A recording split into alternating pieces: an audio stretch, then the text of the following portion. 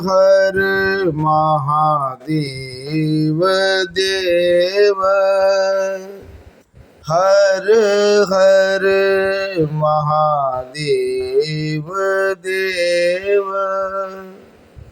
धर्म प्रेमी बंधुओं, श्री शिव महापुराण रुद्र संहिता पार्वती खंड के 45वें अध्याय में आज आप सब सुनेंगे भगवान शिव का अपने परम सुंदर दिव्य रूप को प्रकट करना, मेना की प्रसन्नता और क्षमा प्रार्थना तथा पूर्ववासिनी स्त्रियों का शिव के रूप का दर्शन करके जन्म और जीवन को सफल मानना।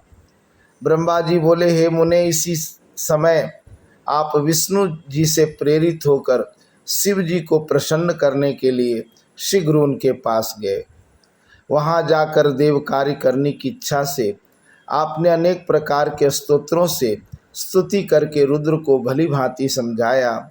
तब सदाशिव शंभु ने आपकी बात सुनकर अपनी कृपालुता दिखाई और प्रेम पूर्वक अद्भुत दिव्य तथा उत्तम स्वरूप धारण कर लिया। कामदेव से भी अधिक कमनीय, लावण्य के परम निधि तथा सुंदर रूप वाले उन शिव को देखकर हे मुने, आप अत्यंत प्रसन्न हो गए और परमानंद से युक्त हो अनेक प्रकार के स्तोत्रों से उनकी स्तुति कर आप पुनः वहाँ आए जहाँ मेना सभी लोगों के साथ थी। हे मुने, वहाँ आकर अत्यंत हर्षित तथा प्रेम युक्त आप हिमालय की पत्नी मेना को हर्षित करते हुए यह वचन कहने लगे। नारद जी बोले, हे विशाल नेत्रों वाली मैंने, आप शिव जी के अत्युत्तम रूप को देखिए। उन्हीं करुणामय शंकर ने यह महती कृपा की है। ब्रह्मा जी बोले, यह सुनकर शैल कामिनी मेना विस्मित हो परमानंद प्रदान करने वाले शिव रूप को देखने लगी।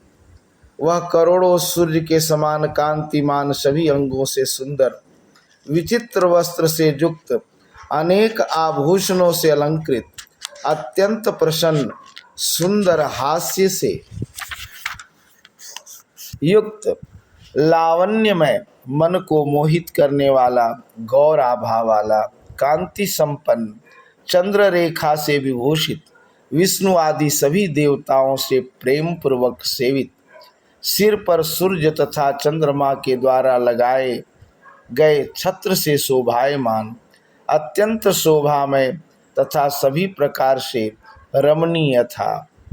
आभूषणों से विभूषित उनके वाहन की महाशोभा का तो वर्णन ही नहीं किया जा सकता। गंगा और यमुना उन पर चंवर डुला रही थीं और आठों सिद्धियां उनके आगे सुंदर नृत्य कर रही थीं। उस समय मेरे तथा शिव जी के साथ विष्णु, इंद्र आदि सभी देवता अपने अपने वेश धारण कर चल रहे थे। महान मोद में भरे हुए तथा अनेक प्रकार के रूपों वाले गण उस समय जय जयकार करते हुए शिव जी के आगे आगे चल रहे थे। सिद्ध, अन्य देवता, महामंगलकारी मुनिगण तथा अन्य लोग भी प्रसन्न होकर शिव जी के साथ चल रहे थे। इसी प्रकार सजे हुए सभी देवता अपनी स्त्रियों के साथ लिए कौतूहल से युक्त हो परब्रह्म शंकर जी की स्तुति करते हुए चल रहे थे। समस्त अप्सराओं को साथ लिए हुए विश्वावसु आदि गंधर्व शिव जी के महान यश का गान करते हुए उनके आगे आगे चल रहे थे। हे मुनिश्रेष्ठ, इस प्रकार हिमालय के द्वार पर शंकर के जाते समय अनेक प्रकार के महोत्सव हो रहे थे। हे मुनीश्वर, उस समय परमात्मा शंकर की जैसी शोभा थी, उसका विशेष रूप से वर्णन कौन कर सकता है। हे मुने, इस प्रकार के रूप वाले इन शिव जी को देखकर मेना क्षण भर के लिए चित्र लिखित के समान हो गई। इसके बाद वे प्रेम पूर्वक यह वचन कहने लगी। मेना बोली, हे महेशान, मेरी पुत्री धन्य है जिसने कठिन तपस्या की, जिसके प्रभाव से आप यहाँ मेरे घर पधारे। हे शिवा स्वामिन, मैंने पहले जो घोर शिव निंदा की है उसे आप क्षमा कीजिए और अब परम प्रसन्न हो जाइए। ब्रह्मा जी बोले, शैल प्रिया मेना ने इस प्रकार कहकर चंद्रमौली की स्तुति कर अत्यंत लज्जित हो हाथ जोड़कर प्रणाम किया।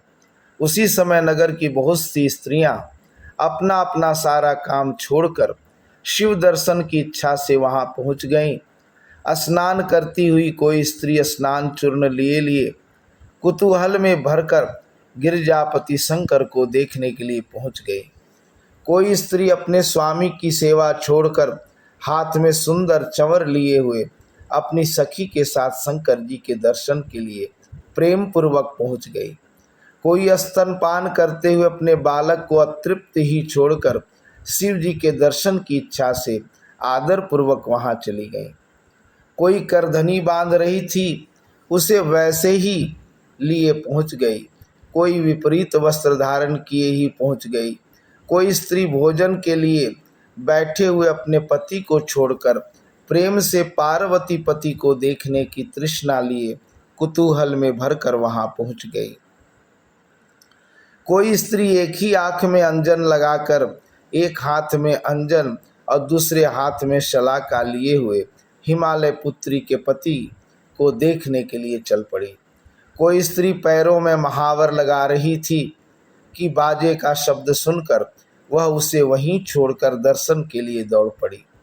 इस प्रकार स्त्रियां विविध कार्यों को तथा निवास स्थान को छोड़कर पहुंच गए। उस समय शिव का रूप देखकर वे मोहित हो गए। तब शिव दर्शन से हर्षित हुए। वे प्रेम विभोर हो उनकी मूर्ति हृदय में धारण कर यह वचन कहने लगी। पूर्वासिनियां बोली, हिमालय पुरी में रहने वालों के नेत्र सफल हो गए। जिसने इस स्वरूप को देखा आज उसका जन्म सफल हो गया। उसी का जन्म सफल है और उसी की क्रियाएं सफल है जिसने संपूर्ण पापों का नाश करने वाले साक्षात शिव का दर्शन किया। पार्वती ने सब कुछ सिद्ध कर लिया जो उसने शिव के लिए तप किया। यह पार्वती शिव को पति रूप में प्राप्त कर धन्य तथा कृत्य हो गई। यदि ब्रह्मा प्रसन्नता पूर्वक शिवा शिव की इस जोड़ी को न मिलाते तो उनका संपूर्ण श्रम व्यर्थ हो जाता। उन्होंने बहुत ठीक किया जो यहाँ उत्तम जोड़ी का संयोग करा दिया। इससे सभी के समस्त कार्यों की सार्थकता हो गई। बिना तपस्या के मनुष्यों को शिव जी का दर्शन दुर्लभ है। आज शिव जी के दर्शन से ही सभी लोग कृतार्थ हो गए। जिस प्रकार पूर्व समय में लक्ष्मी ने नारायण को पति रूप में प्राप्त किया था, उसी प्रकार ये पार्वती देवी भी शिव को प्राप्त कर सुशोभित हो गई। जिस प्रकार सरस्वती ने ब्रह्मा को पति रूप में पाया था, वैसे ही पार्वती देवी शंकर को प्राप्त कर सुशोभित हो गईं। हम सभी स्त्रियां धन्य हैं तथा सभी पुरुष धन्य हैं जो गिरजापति सर्वेश्वर शिव का दर्शन कर रहे हैं। ब्रह्मा जी बोले, हे नारद, ऐसा कहकर उन लोगों ने चंदन एवं अक्षत से शिव जी का पूजन किया और आदर पूर्वक उनके ऊपर लाजा की वर्षा की।